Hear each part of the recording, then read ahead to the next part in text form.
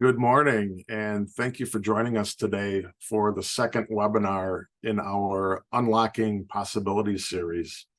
If you missed last month's presentation by our Executive VP, Kim Lockridge, it was recorded and is available on our website, and I would definitely recommend checking it out.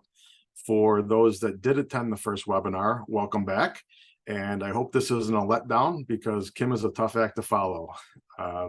The topic for today is how to put money back into your business and grow. Today, businesses are facing tough conditions with inflation, rising interest rates, increased taxes, and staffing issues. So it's become even more important to utilize every available tool and strategy to enable growth and success of your companies. My goal today is to bring your attention several ways that you can maximize the often overlooked tax incentives and strategies that are readily available. I hope that each of you will be able to find one or two ideas that will help your businesses grow. Daniel Plant, who runs our marketing department, is the wizard behind the curtain today, handling all of the technology side. So if you have any technical issues, there's a chat box that you can type into and get some assistance. You can also use this chat box to ask questions, and I will get to as many as possible. For those that aren't answered on the call today, we'll respond after the webinar, and we will be available to answer specific or more detailed questions. This presentation is being brought to you by myself, Dave Mitchell, and Engineered Advisory. I'm a director of client development, and you will see Engineered Advisory is made up of several long-standing companies. ETS is the national leader in specialty tax incentives. We've been helping CPAs and their clients for over 20 years, and we are licensed to perform work in all 50 states, and we provide full audit defense. Back in 2020, ETS acquired the Growth Partnership in order to better serve CPA firms across the country. The Growth Partnership also has been in business for over 20 years, helping CPA firms with the business side of their practice. They assist with outsourced marketing programs, training and leadership development programs, benchmarking to see how they stack up against other firms through the Rosenberg survey. And they also help with practice management with a custom-built client relationship management system, CRM system called ABLE. And then last year, we created the Advisory Accelerator to create a consortium for our clients and CPA firms to expand their capabilities and unlock additional resources that are geared towards tax minimization and wealth building strategies. So we've gone out and partnered and vetted numerous other outside organizations to bring those capabilities to our clients and the CPAs that we service. There's quite a few programs and opportunities that I'll review today. This will be a brief overview of each program to hopefully provide enough information for you to determine if you and your company are a potential fit for these services. We have additional presentations that go in depth on the specifics of each program on our website, and we'd also be happy to discuss these further individually if you have any specific area of interest. The majority of these incentives are tax credits or tax deductions that apply to your business, real estate, and property, or apply to your employees and the work that you do. So some of the incentives on your real estate would be cost segregation, 179D, property tax, and business personal property. Incentives on your employees and the work that they do is the research and development tax credits, the employee retention tax credit, the work opportunity tax credit, grants, and export tax incentives. The first concept that we'll review is a tax deduction on your building utilizing a process called cost segregation. To put this in the simplest terms, I like to use the illustration shown here. So on the left is how a building is depreciated without cost segregation. The entire building is looked at as one asset and depreciated evenly over 39 years. This is called straight line depreciation. On the right is how it is depreciated after doing a cost segregation study and changing the depreciation method to what's called MACRS, or Modified Accelerated Cost Recovery System. Under MACRS, the individual assets are broken out and allowed to be classified into faster depreciation schedules.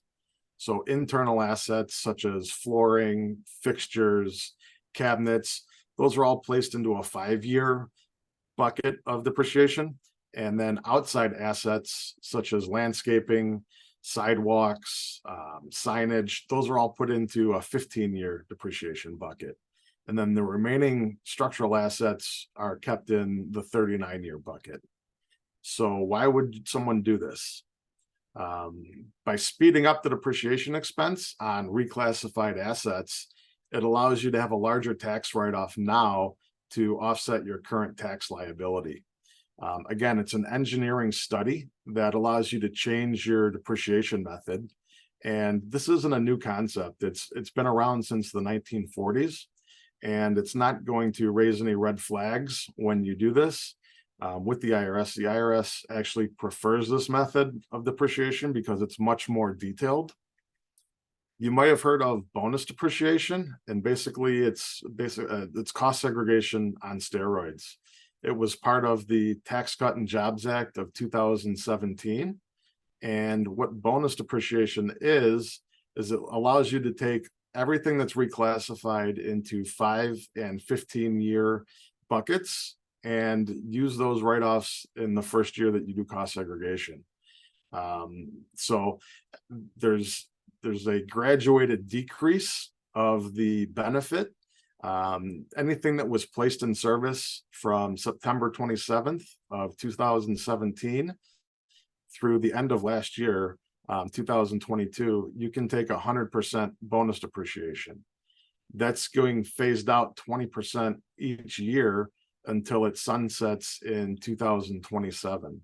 So for example, if in 2022, if we reclassified $1 million in accelerated depreciation, you could use that full $1 million deduction as a tax write-off for 2022.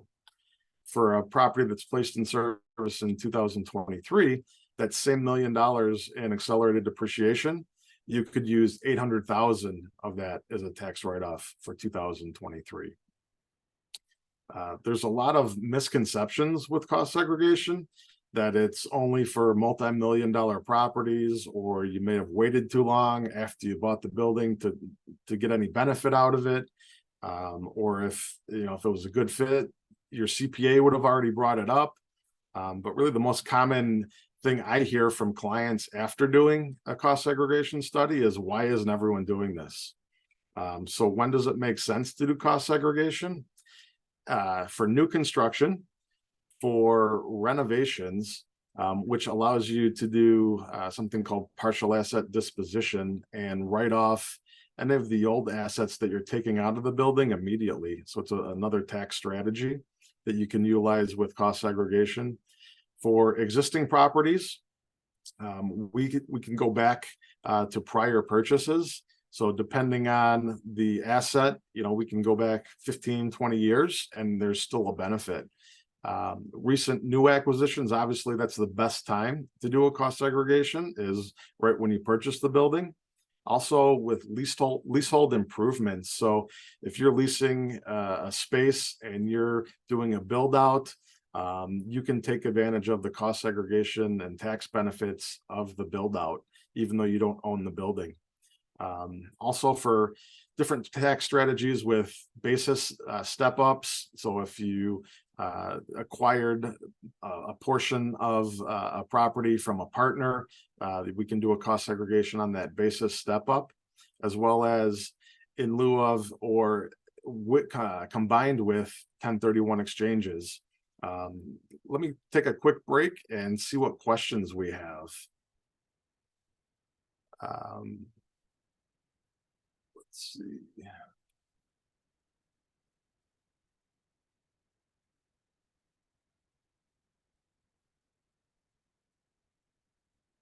Perfect. So let's talk about, it said, please explain how cost segregation clawback works. I believe that's if you did a cost segregation study and you sold the building after you've done the cost segregation study, there are some situations where cost segregation isn't a good fit. So for example, if you're doing a flip, you're just buying a property, renovating it and selling it right away, there would be some payback that you would have to recapture.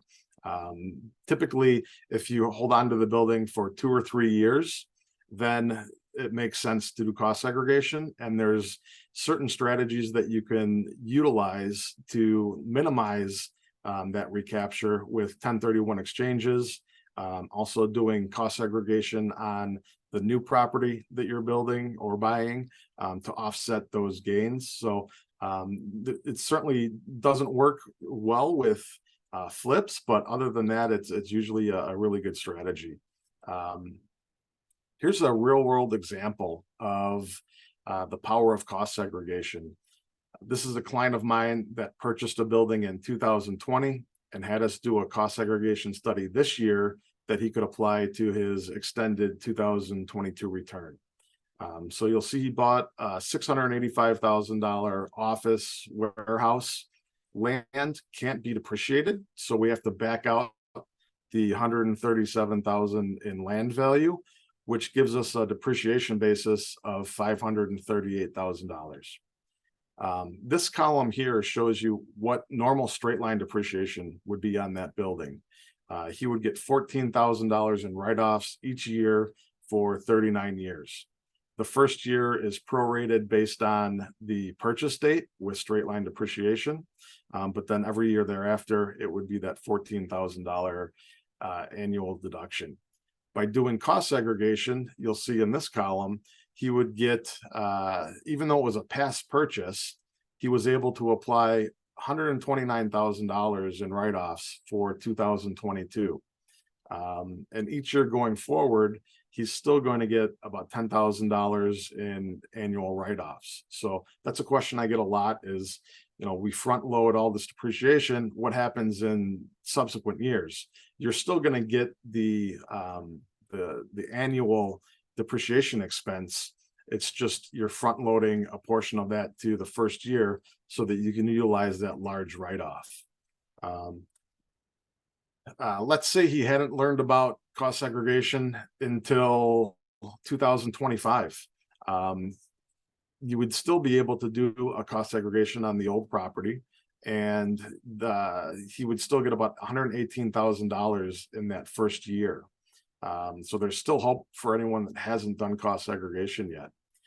Again, in simple terms, he front loaded his depreciation expense by taking a portion out of future years, and he had $130,000 that he didn't have to get taxed on. Additional employees, new equipment, renovations, all different things that you can apply that savings to.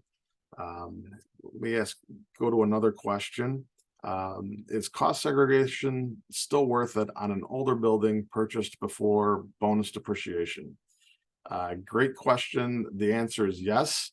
As I said, the benefits of cost segregation have been taken since the 1940s, so well before bonus depreciation. For example, if the building was purchased in 2016, you'd immediately get all the depreciation write-offs for that have been reclassified into the 5-year and 7 years worth of the 15-year depreciation. So it's still a big difference compared to straight line depreciation. The next concept is 179D energy incentive. It's an incentive, it's a tax deduction given to owners or designers of energy efficient commercial buildings. And it applies to new construction and retrofits of commercial buildings and high-rise multifamily projects that are 4+ stories. The deduction can be claimed retroactively for up to 3 years. It requires a third-party professional engineer to perform a site visit and do the energy modeling. Part of the Inflation Reduction Act gave a boost to the program, but in true government fashion, they made it much more complicated. From 2006 to 2022, it was a simple calculation based on 3 different systems, and these could qualify individually or combined. They'd provide a deduction of up to $1.80 per square foot. Individually, there would be any interior lighting, HVAC and water systems, and the building envelope, so the roof and the windows. So those were eligible up to 60 cents per square foot each. And the standard of comparison was the 2007 guidelines. So typically anything that was built within the last 10 years fairly easily qualified for this. Owners of the commercial building and designers of the government buildings would be eligible to claim the deduction. Designers of government buildings, obviously the government buildings can't get a tax benefit, but they can sign an allocation letter to the designer to claim the deductions for their design work. So 2023 and after is when the Inflation Reduction Act impacted buildings. So anything placed in service or issued a certificate of occupancy after January 1st, 2023, there's now new criteria. There's a new base deduction, which is lower than the previous incentive. It ranges from 50 cents per square foot for a 25% efficiency gain to $1 per square foot maximum of a 50% efficiency gain. But there's also a bonus rate for meeting certain labor requirements and standards, such as prevailing wage and apprenticeship hiring. And that just adds a level of complexity for the building owners, and it's hard to control for the building designers. Part of the Inflation Reduction Act also added more building types that designers can claim. So, for example, nonprofit organizations, churches and other religious buildings, tribal organizations, and nonprofit schools and colleges. There's one thing that I'd like you to take note of on 179D. If you have a building or designed a government building or any of the ones that qualify here that started construction in 2022 and finished in 2023, there's an exception that allows you to qualify for this bonus rate of $2.50 to $5 per square foot without having to prove the labor standards. So it's those buildings that were constructed during that time, they qualify for a free pass basically, and you should definitely take advantage of that. Looking at some questions here. Can home builders take the 179D on single family homes they construct? So if you're building and designing like a neighborhood, you can certainly take advantage of that. Single family homes don't fall into that if it's, you know, something that you own, and that would not comply. But if you're doing a large project, you can certainly look at that.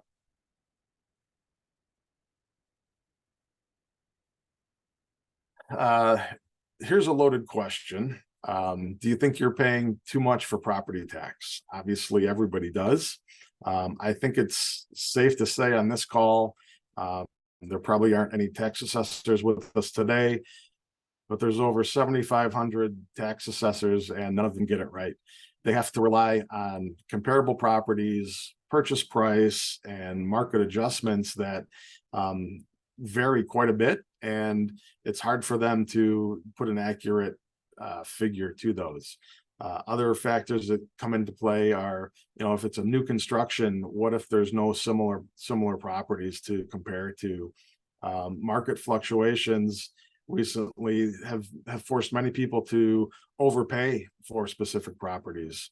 And then, rent rolls that they're looking at comparing for apartment buildings. What if those are skewed because you're more efficient running your properties than your neighbors? So it's very hard to get an accurate assessment. Most of the time, tax assessors are looking at purchase price or comparables, and there's a lot of fluctuation and differences between properties. Also, there's 38 states that tax business personal property, such as machinery. So they have an even harder time of quantifying a cost for, different machinery in a building that they probably don't even are not aware of what it does. There could also be new use cases where you're using the same machinery for different functions. For example, I've got a factory that produced plastic straws. They had to change that to paper straws, and I don't know who likes paper straws more, but their demand skyrocketed. So now they're running the same equipment for 3 shifts compared to the 1 shift they had been using. So that means that the machinery is depreciating at a much faster rate. So the value on that machinery needed to be changed. There's also, you can see on this map, states that tax inventory. So the green states are partial tax on inventory, and the red states, they tax all your inventory. So there's different criteria or concerns that you can look into if you're shipping inventory to other states, or if you store inventory in other states. There might be opportunities for you to lower those tax rates. With property tax, it's a different beast because there's a limited window to appeal. And if you miss that window, you've got no recourse. You have to wait until the following year.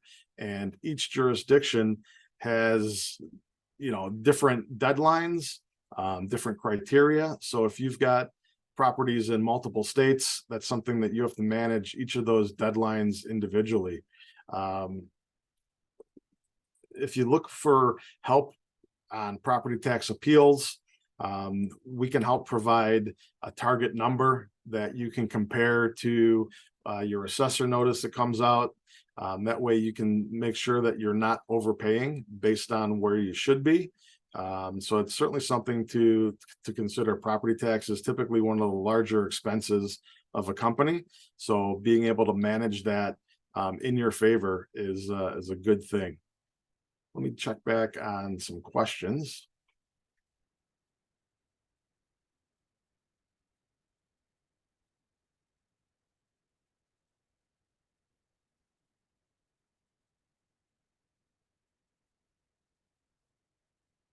So there are a couple questions on the 179D. Does construction mean actual boots on the ground, or when the contractor is hired and starts to order materials? I will get back to you on that specific question, but typically it's when construction, the groundbreaking starts. Does 179D work for commercial property flips? Yes, you can apply for those deductions regardless of when you sell the property. It's when the property was put into service and when those enhancements or upgrades were done. Does the owner have to sign the allocation letter? So typically the allocation letter would be sent from the government entity. So somebody within that government entity would sign that allocation letter to the architect design firm, who would then use that to claim the deduction. So we've covered several tax incentives to take on your buildings. So let's shift to incentives that you can get on your employees and the work that you do. One of the best incentives for American companies is the research and development tax credit. It's a tax credit, so it puts dollars back in your pocket for the work that you do being an innovative company. to see if you qualify, if the activity qualifies, it needs to pass a 4-part test. So the first part is it has to be a new or improved business component for permitted purposes. Basically, you have to engage in a process of developing a new or improved product, process, technique, formula, software.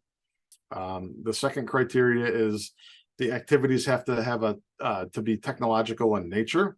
So in engineering, physical science, computer science, biological science has to be a part of that activity. You need to eliminate, there has to be an elimination of uncertainty.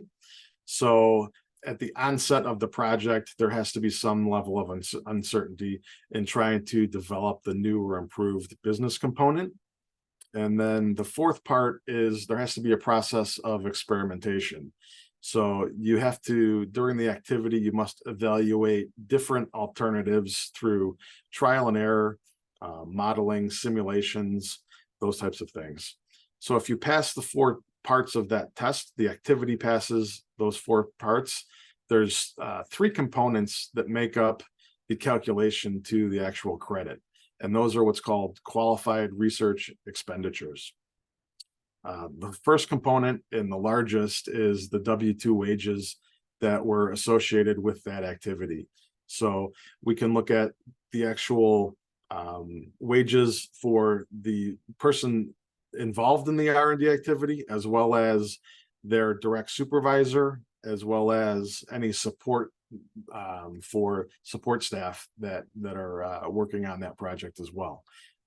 The second component is subcontractors. So if you've outsourced some of the design work, you have to own the rights to the content, though, in order for it to qualify under this. And then the third component is the supplies used up during the process. So if you're utilizing molds or prototypes, those types of things, you can't qualify like a computer, because obviously that can be used after the fact on other activities. So it has to be a supply that's used up during the R&D activity. Here are some of the industries that are natural fits for R&D credits. So architects, engineers, design builds, food processors, life sciences, manufacturing, software development. Those are all very easy to qualify the activities typically. But there's also some that you probably wouldn't think of. Breweries and distilleries, they're developing all of the brewing equipment, changing out the formulas for the beer. It doesn't have to be the core of your business either to qualify. So for example, I have a client in the insurance industry, and they designed and created an internal software program for billing and client management. They qualified for $30,000 in R&D credits on the work that they did to bring this software to reality. So again, it doesn't have to be your primary core business function to qualify. You may have heard there's a new rule for 2022 that impacted the way R&D expenses are handled. In the past, all your R&D expenses could be expensed in the year that they happened 100%. And now they have to be amortized over 5 years. That doesn't change the way R&D tax credits are calculated or minimize their importance, but it does make a big impact on the bottom line of your business. So now more than ever, you need to speak with your CPA and find out if R&D credits could help offset some of these changes. It's basically a hidden tax increase. And there's a lot of talk in Congress to retroactively delay or eliminate the amortization rule. At ETS, our executive board is working directly with Congress to show the impact on small businesses. And if you've been impacted, we urge you to reach out to your local representatives to make them aware that this is something they should be fighting for. Next is the employee retention tax credits. Between extended car warranties and ERTC, that's probably half your spam mail. There's a lot of companies that popped up to take advantage of this small window of opportunity. You've probably seen the commercials. There's even a sitcom actor that is now an expert on tax credits. So my word of caution is just make sure you align yourself with a company that's going to be around after the ERTC window closes and has a track record of working in tax credits. It's a great program that rewards companies that stuck it out and kept employees on the job in the face of those unprecedented hardships of COVID. And if your company qualifies, certainly go after what you're entitled to. It was part of the CARES Act of 2020, and there's two periods that you can qualify for with different qualifications. The first is the second, third, and fourth quarter of 2020. Now you can qualify for each quarter individually. There's two automatic qualifiers. So if you can show a 50% reduction in revenue compared to the same quarter in 2019. So for example, if your Q3 2020 revenues were 50% lower than the Q3 2019 revenues, you qualify.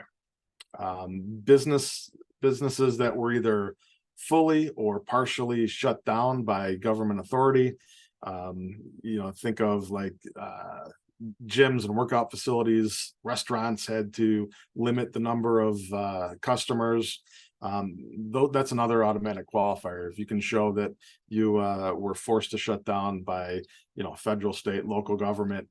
There's also other ways to qualify other than those two. If you can show, so for example, supply chain issues where your business was impacted because one of your suppliers was forced to shut down. So it's kind of a chain effect. The deadline for this for 2020 is April 15th of next year. And you're able to get up to $5,000 in credits per employee. For 2021, the window is the first, second, and third quarter of 2021. It's got the same two automatic qualifiers, except rather than a 50% reduction, you have to show a 20% reduction. So the threshold is a little lower. So for example, second quarter in 2021, if your revenue was 20% less than the second quarter of 2019, you would qualify. And then the same qualification with partial shutdown or full shutdown by government authority. The deadline for the 2021 window is April 15th of 2025. And for the 2021 windows, there's a $7,000 per employee per quarter credit. So if you qualify for all three quarters, that'd be a $21,000 per employee credit. So certainly it can be substantial. I've got a client that's a restaurant in the Chicago suburbs that had about 30 employees during this time, and they qualified for $360,000 for 2020 and the first quarter of 2022. They had to pivot and set up outdoor seating and tents. I'm sure everyone has seen that in parking lots to retain business during this period. And with the ERTC credit money, he was able to kind of expand that outdoor seating, make a big patio area. And now that's become a popular spot that's kind of permanent and continues to today. So certainly something that you should look into if you meet those qualifications. Let me see if there's a question here. Is there any way to receive the employee retention credit benefits if you started the company in 2020? Yes, there is qualifications for new companies.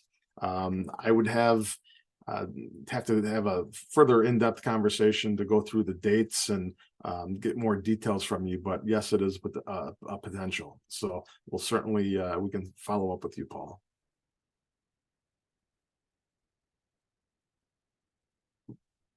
The next opportunity is called the Work Opportunity Tax Credit.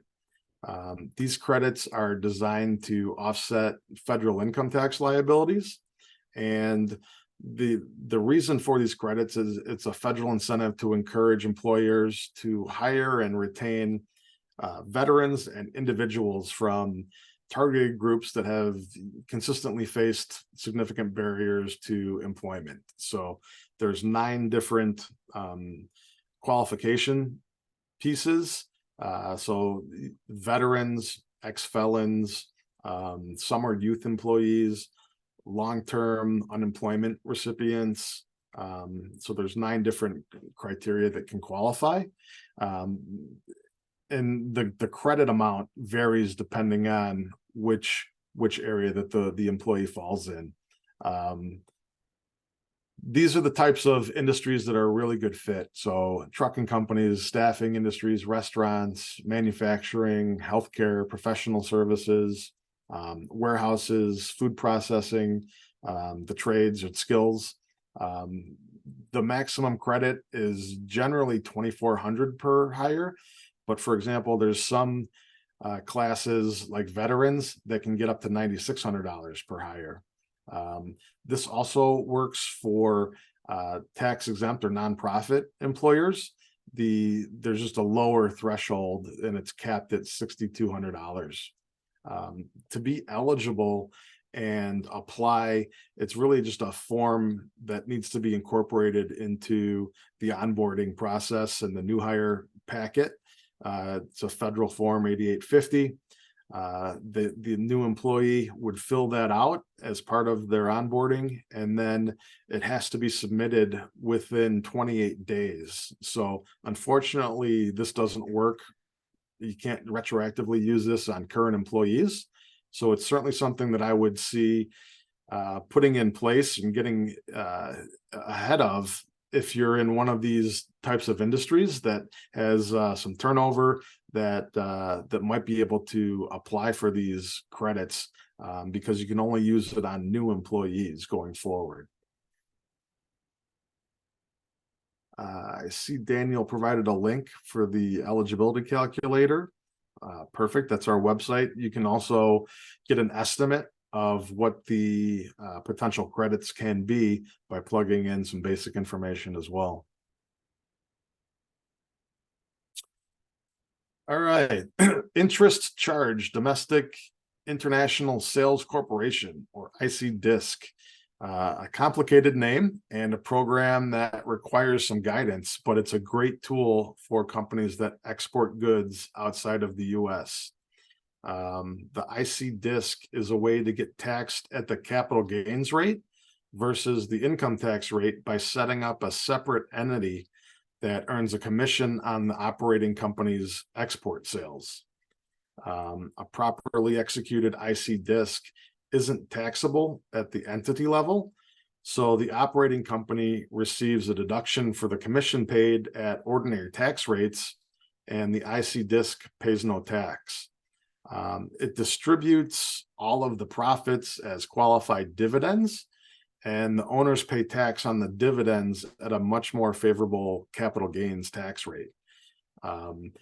You can see that there's some permanent tax savings associated with the IC-DISC. At a minimum, you could get close to 6% savings for pass-through entities and 13% or more on C Corps. Good fits for this program are U.S. companies that export either directly or indirectly 3 million or more annually. A privately held company, closely held company, and profitable. Obviously, this requires more in-depth conversation than this one slide. But if you meet these criteria, please contact us to discuss in more detail, and we can certainly provide more detailed for specific situations. Grants are a type of funding that's provided by the government or private entities that do not require a payback. So that's always good, free money.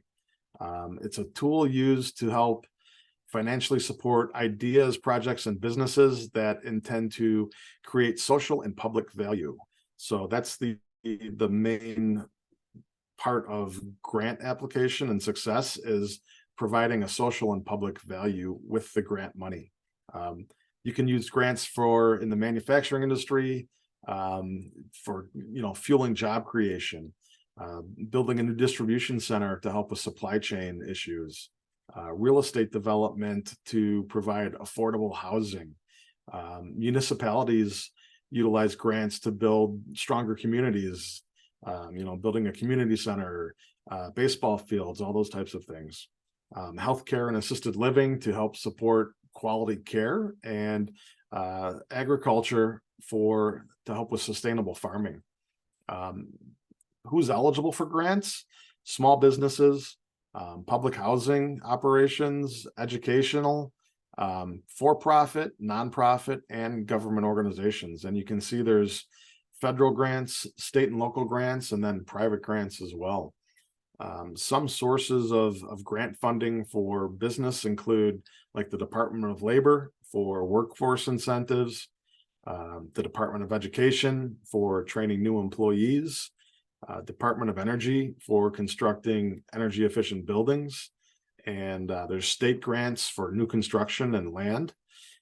So when you're looking at the possibility of utilizing a grant, you probably want to look at a grant service administrator that has expertise in researching and matching your project with the right funding opportunities, which leads to successful outcomes. You want to look for a partner that has industry experienced grant writers, the ability to uncover multiple grant funding opportunities, and understands the intricacies of the grant application process and how to handle follow-up questions throughout the completion of that process. And then finally, you want to keep detailed records of how the funding is used for reporting purposes. So if your business provides a public benefit, and grants may be an excellent way to secure additional capital for growth, we'd be happy to discuss any future projects that could qualify for grant funding. Let me check back to some questions. Yes, we will send out the slides after the presentation. So if anybody joined late, Daniel also added the grant assessment form link. So it's a great area to learn more about grants, as well as put in your information to get an evaluation. So I hope I was able to spark one or two ideas for you on ways to use these often overlooked incentives and tax strategies to put money back into your business. Now more than ever, it's necessary to make sure you're maximizing these opportunities to grow your business. And during this presentation, we've talked about incentives on your buildings. We've talked about incentives on your employees and the work that they do. You've seen and heard of some real world examples on how these programs have helped business owners put money back into their companies. So I welcome the opportunity to provide more in-depth analysis for your specific situations. I'll go back and check on the questions to see what we can answer.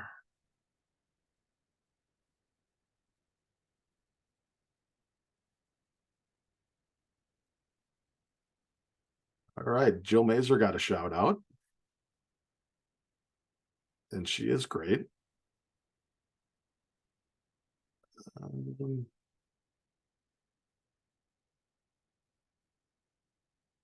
For a rental property we bought and did cost segregation in 2022. In 2020, we decided to tear it down and build new.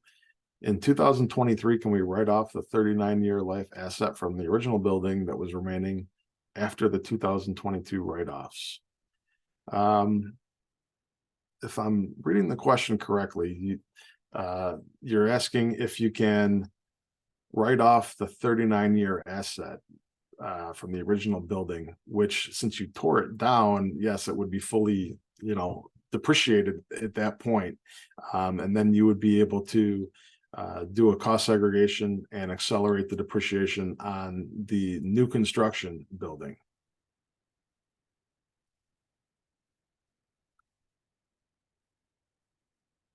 Here's an ERTC question. If you have a decline in revenue in fourth quarter of 2020, you can apply for 2021 first quarter. If you have the revenue decline by 15%, but you have lost clients because of COVID, you can file for first quarter of, can you confirm? So the 15% decline in revenue wouldn't reach the automatic qualifier, but it says you've lost clients because of COVID. We can certainly discuss that further to see if there were other extenuating circumstances that could qualify. So it wouldn't be an automatic qualifier, but we would certainly welcome the opportunity to discuss that further.